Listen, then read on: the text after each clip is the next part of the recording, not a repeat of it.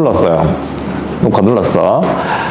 자, 지난 시간에 우리가 배웠던 게 강화도 조약이야. 강화도 조약은 뭐 입 아픕니다. 계속 얘기하면 너무 쉬워서. 알겠어? 너네 중학교 때 배웠던 이 강화도 조약이 여기 강화도 조약에 대한 이야기는 뭐 불평등 조약이다, 최초의 근대적 조약이다, 뭐 이런 것들 당연히 알아둬야 되고, 그 내용도 사실은 다 알고 있는 내용이었죠? 맞죠?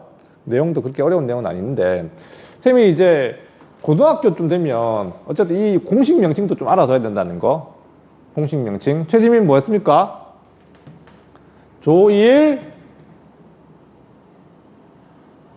최지민? 수호조규. 알겠습니까? 수호조규예요. 알겠습니까? 조일.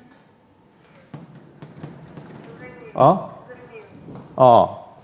안 보여요. 뭐 쓴 것도 없는데 지금 뭘 보려고. 아니, 칠판 옆쪽이 안 보여요. 여기 이거? 알았어요. 뭐, 여기가 알았어. 잘렸다고. 쫙 됐나요? 됐나? 됐네. 조일수호 조규라고 하는 게 원래 명칭이라 하는 것 좀 알아두시고요. 알겠습니까? 이렇게 좀 알아둬야 뒤에 나온 내용이 조금 이해보다는 좀 친숙합니다. 쌤이 지난 시간에 강조했던 게 뭐냐면, 내가 많이 얘기는 하진 않았지만 강화도 조약의 내용은 여러분들 다 아는 내용이라서 별 문제가 아닌데, 나중에 우리가 다뤄야 될 경제사 부분에서 요 부속조약 조약이 있다는 거 너네 기억나지? 알겠습니까? 1876년에는 총 3개가 이루어진 겁니다. 우리가 알고는 강화도 조약, 조일수호 조규가 하나 있고, 그 다음에 조일, 수호, 조규 뭐라고? 부록이라고 하는 게 하나 더 있어요. 부록. 그 다음에 조일, 무역, 규칙, 무역 규칙, 부록이라고 하는 게 더 있어요. 울리고 있습니다. 소리가. 자, 지난 시간에 요거는 내가 있다고만 설명해갖고 구체적인 이야기는 안 했습니다. 잠깐 얘기했는지 모르겠지만 요건 나중에 중요하게 다룰 부분이니까 일단은 머릿속에 저장. 잘 안 보이죠? 지금 권주는 막 블로그 막 화면 속으로 막 들어올라 간다 지금. 자, 하여튼 책에 나와요. 책에 89페이지 맨 위에서 본문 하나, 둘, 셋, 넷, 5번째 보면은 조일, 수호, 조규, 부록과 조일 무역 규칙이 체결되었다 이렇게 나와요. 알겠습니까? 나오니까 난 다 책에 있는 것만 하고 있습니다. 알겠어요? 그 부분은 또 자세하게 설명할 거라고 뒤에 나가서 일단 이게 있다 정도만 일단은 머릿속에 저장. 됐죠? 그 다음에 오늘 이제 조미 수호 통상적 조약을 좀 얘기해야 되는 게, 우리가 지난 시간에도 얘기했다시피 우리가 개항하고 개화한다는 게 일본에게 개항하는 게 목표가 아니었다고. 알겠습니까? 우리는 어쨌든 서양과 수교하는 게 목표였단 말이야. 그러니까 서양의 어떤 강렬함, 무기 보니까 정말 무섭거든요. 우리가 뒤처져 있구나 깨닫고 수용하려고 하는 태도는 고종이 집권하고 난 뒤부터 적극적으로 이제 이루어지기 시작합니다. 알겠어요? 시끄러운 애들이 시작합니다. 그래서 이제 서양과 수교를 해야 되는데 누구와 이제 수교하느냐 하는 문제가 있는 거였지. 알겠습니까? 자, 그런데 이 조미수호 통상조약, 당연히 미국과 이제 수교하게 돼요. 미국과 수교했다는 건 다 적어놨을 때 다 알 텐데, 왜 어떻게 해서 미국하고 이제 수교하게 됐는가? 이 배경에 대해서, 배경. 자, 그러면 왜 하필 미국입니까? 하필 미국. 서양 하면 영국도 있고 프랑스도 있고 러시아도 있고 다 있잖아. 근데 걔네들하고가 아니고 왜 미국이었을까? 하필이면? 권준우 씨, 왜 미국이었을까요? 미국을 선택한 이유 뭘까요? 이게 사실 미국이 만만한 나라는 아니었을 것 같은데요. 아무리 얘네들이 아직은 영국이나 프랑스에 비해서는 좀 열세라 하더라도 그래도 얘들이 막강했던 건 어쩔 수 없습니다. 알겠어요? 그러니까 우리가 이 동양이라고 동아시아가 우리가 진짜 이 최근에 19세기에 와서 이렇게 망가진 거지. 사실은 전 세계에서 가장 잘 부유하고 제일 문명국이었던 나라들은 다 동양이었습니다. 알겠습니다. 우리 최근에는 비교사라 해가지고 로마가 위대했나, 뭐 중국의 한나라가 위대했나 이런 것도 연구도 많이 하고요. 뭐 그 이후에 어떤 쭉쭉쭉 이 문명사적을 많이 비교하면 사실 서양은 우리 동양과 게임이 안 된다고. 문명 수준을 본다면은. 근데 19세기에 와서 이게 완전히 뒤집힌 거라고. 알겠습니까? 군사력 부분에서 특히. 자, 어쨌든 그 미국이 그 군사력이 뭐 약한 건 만만한 정도는 아니었었어요. 일단은 배경에는 우리는 있잖아. 사실 뭔가 핸드폰을 사더라도 계속 핸드폰을 얘기를 하는데 핸드폰을 샀으면 최근에 사야 돼가지고 망가졌어요. 핸드폰을 사더라도 인터넷에 나오는 걸 갖다가 그냥 생판 모르는 거 사는 것보다 그냥 친구가 써보니까 야 괜찮더라. 안 그래요? 이거 한번 써봐. 괜찮더라. 추천해주면 그래도 좀 신뢰가 가지 않습니까? 마찬가지였습니다. 조선은 이 당시에 가장 친한 나라가 사실 어디였을까요? 가장 친한 나라. 청나라죠, 뭐. 맞죠? 청나라. 그러니까 청나라의 영향이 컸던 건 사실입니다.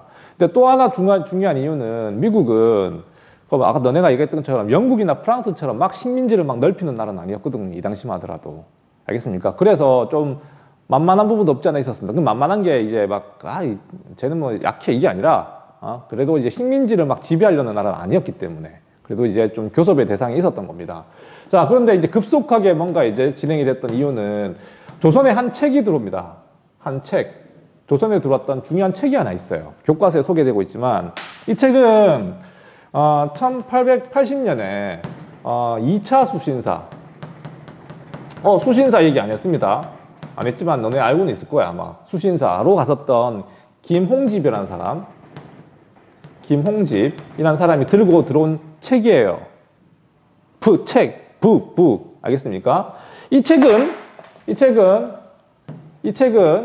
누가 썼냐면 청나라 관료였던, 알겠습니까? 일본에 가 있던 청나라 관료입니다. 다시 얘기하면 일본에서 만난 거예요. 청나라 관료하고 우리나라 김홍집이라는 사람이 일본에서 만나가지고 만나서 이게 이루어진 건데, 청나라 관료였던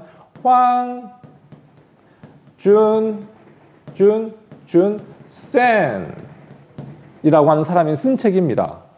그 책 이름은 뭐라고 책에도 나와 있지만 대문짝만하게 나와 있는 책 이름 장지우 무슨 책? 책 이름? 맞아요. 조선 책리학이라고 하는 책이었어요. 그러니까 이게 결정적이었습니다. 알겠습니까? 그러면 도대체 이 책에는 뭔 내용을 담고 있길래, 이 책이 무슨 내용을 담고 있길래, 일단은 이거 우리나라 사람이 쓴 책이야? 아니야? 아니었어요. 이 사람은 청나라 사람이었던 황준샘이라는 사람이 쓴 책인데, 책인데, 여기에서 얘기하고 있는 그 핵심 내용이 뭐냐면, 말 그대로 조선이 외교적으로 어떤 결정과 책략을 가지고 있어야 되냐. 그 외교에 관한 책이었습니다. 알겠습니까? 그러니까 여기서 이 사람이 황준샘이라는 사람이 뭔 얘기를 하냐면, 중국. 결론은 그래. 중국. 중국과 친하게 지내고. 그러니까 이 서양 열강이 막 동아시아를 침략해오는 이런 어떤 위기 상황 속에서 동양의 국가들이 살아남기 위해서는, 다시 말하면 청나라, 조선, 일본이 살아남기 위해서는 조선은 일단 청나라와 친하게 지내야 되고, 일본, 과거에 일본과 별로 외교적으로 좋지 않았지만 메이지 유신 이후에 좋지 않았지만 관계를 회복해가지고 결속력을 강화시키고 일본과, 그리고 마지막에 소개한 내용이 되게 결정적이었어요. 여기에 나온 내용이 뭐라고? 여기에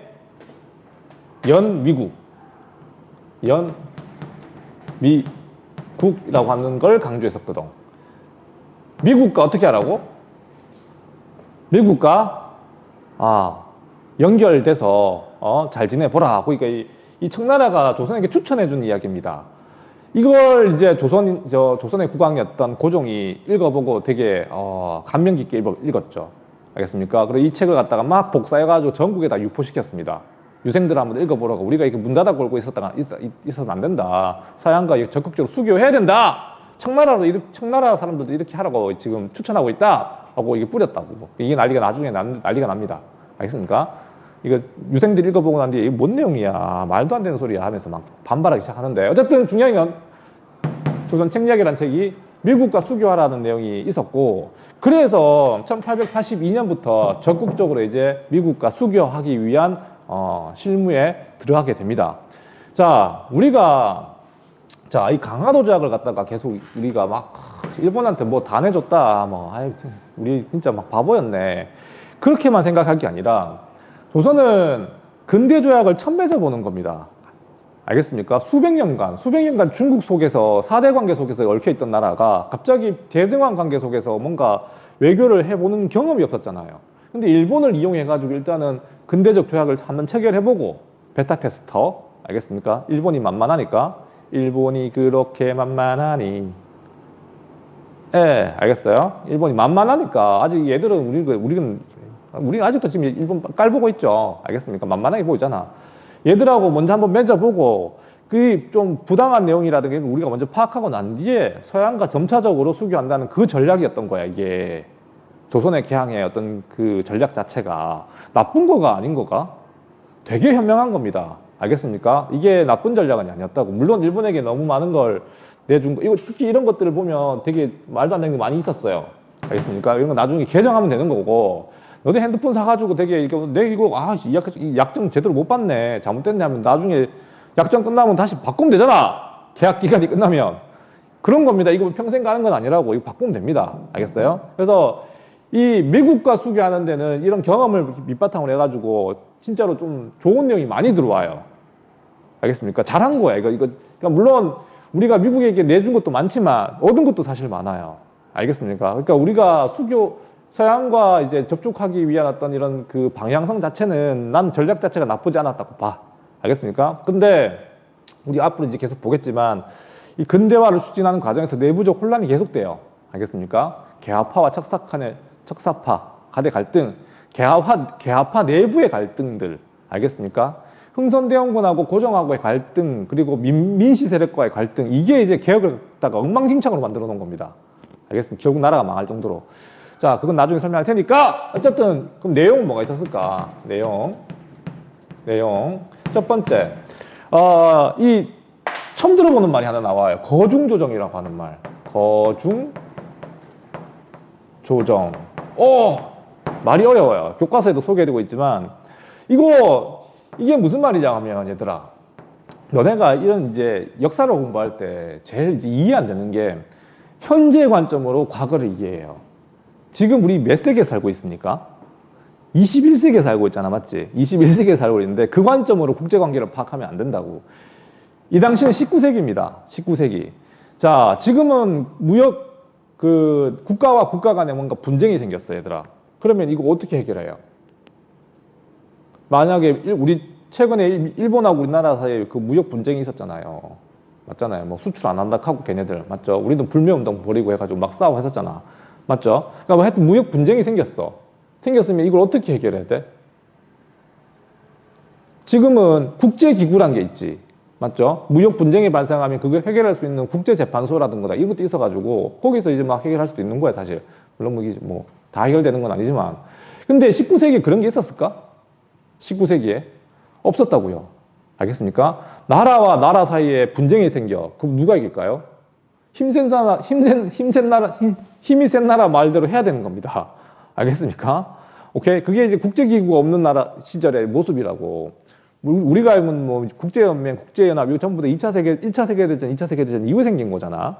그렇잖아요. 맞죠? 그때는 그게 없었다니까? 그러니까 이 거중조정이라고 하는 게 어떤 거냐면, 만약에 우리가 청나라라든가 일본 간에 무역을 할 때 분쟁이 생기면 누군가 조정을 해줘야 될 거 아니야. 그러니까 이게 거중조정이에요. 말이 어렵지만 쉽게 설명하면, 일본하고 우리가 무역을 하다가 뭔가 분쟁이 생기면 누가 도와주겠다는 겁니까?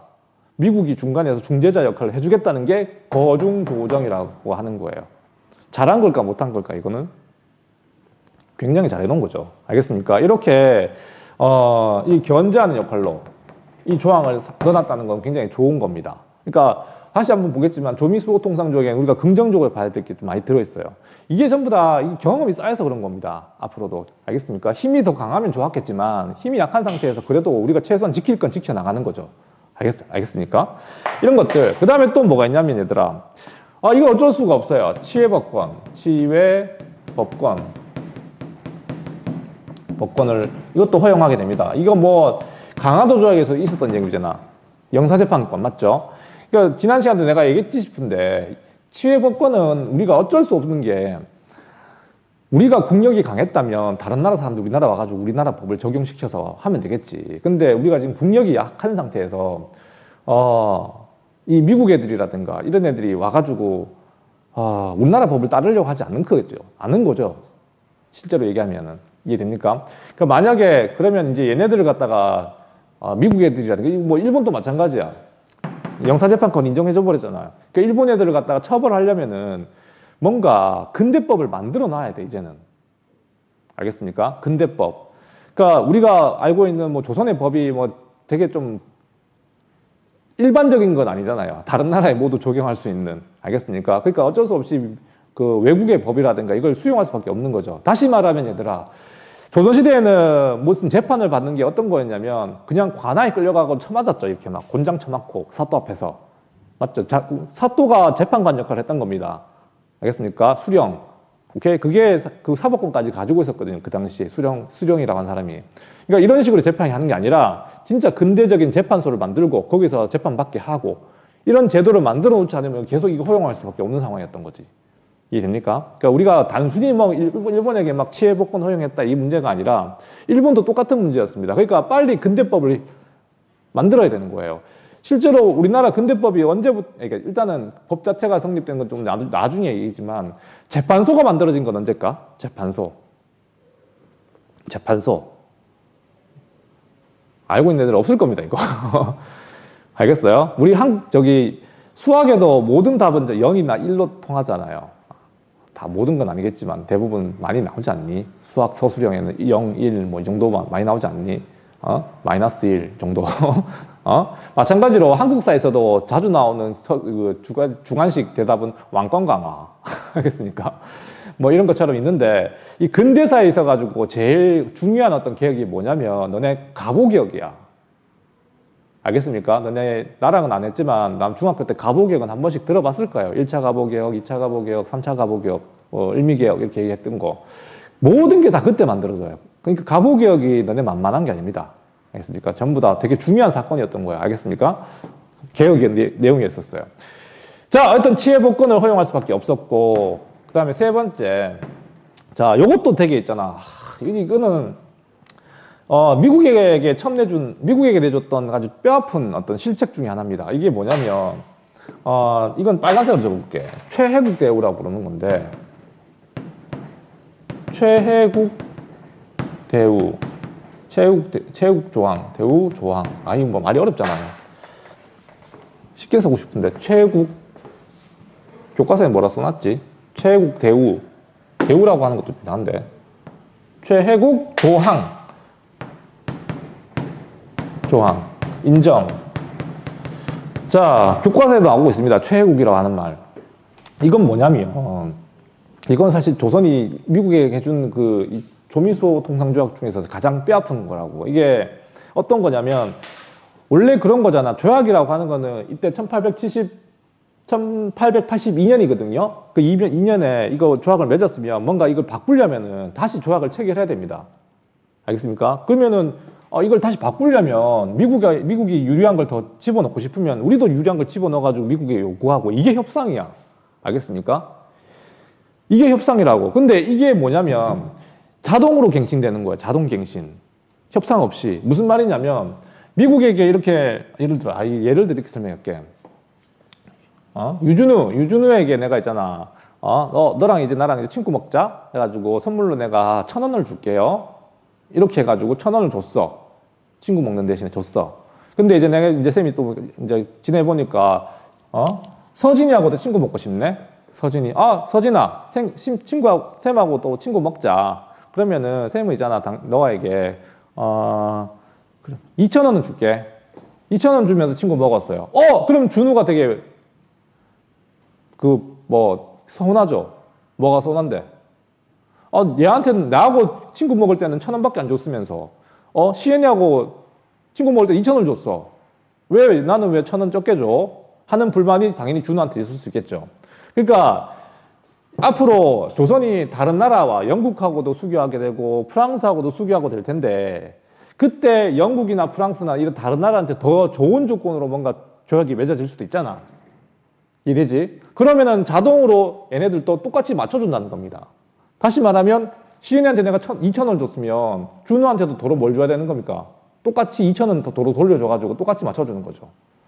이해됩니까? 미국은 이것 때문에 앞으로 조선한테 모든 이익을 다 취할 수 있는 거죠. 조약 개정 없이 똑같이 대해주는 거지. 알겠습니까? 되게 좋은 미국에 엄청 유리한 조항을 하나 줘버린 겁니다. 최애국 조항. 근데 문제는 뭐냐면 얘들아, 이걸 갖다가 미국에게 허용하게 되면 다른 나라들은 이거 해달라고 안 그럴까? 다른 나라들도 똑같이 이거 해달라고 그래요. 우리도 우리 최애국 대우 해달라고. 알겠습니까?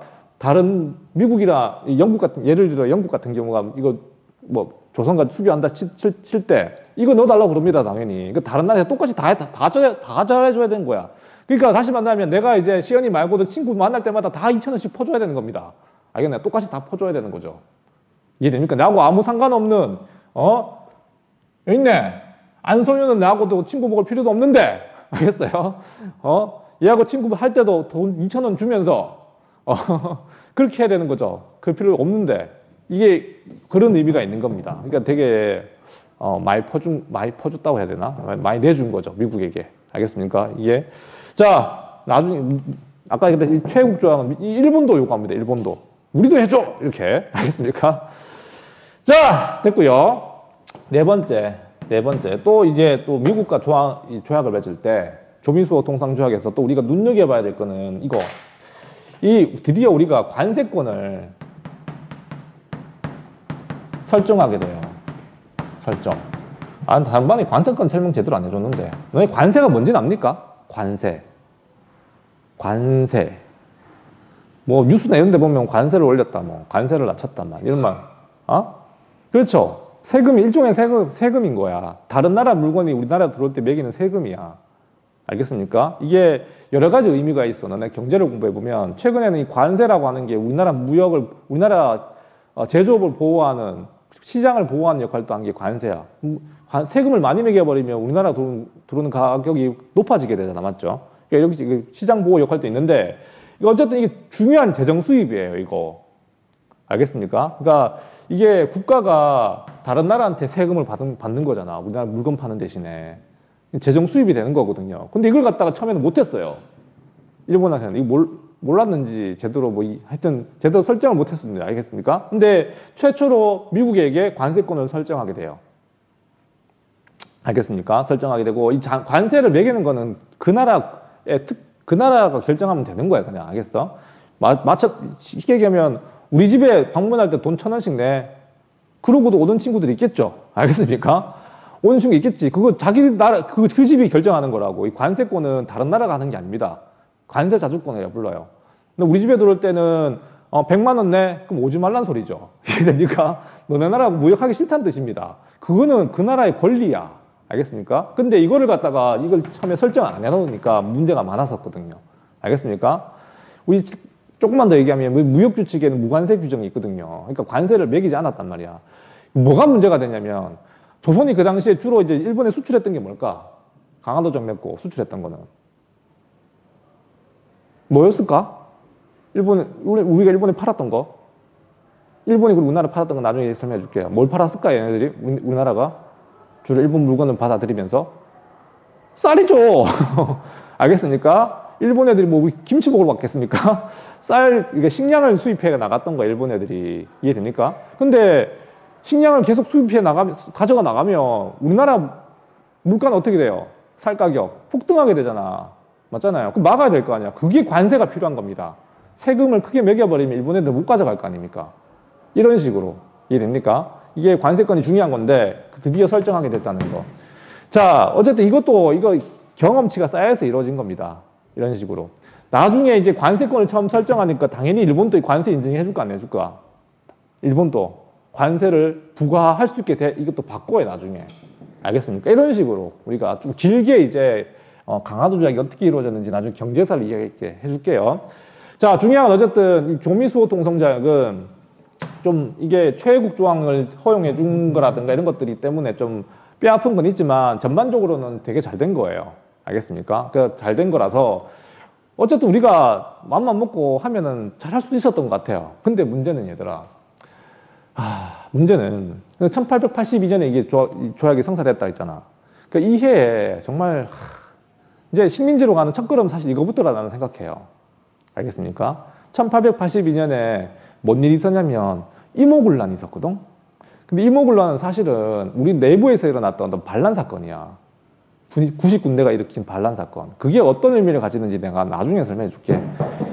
알겠습니까? 그래서 어쨌든 이렇게 이제 수교가 이루어지고 계속 근대화 정책은 개화 정책은 점점점 이제 높아지게 됩니다. 자, 그리고 이제 다음 페이지 넘어갈게요. 넘어갑시다. 요거 이제 한번 끊을게요. 녹화 영상을.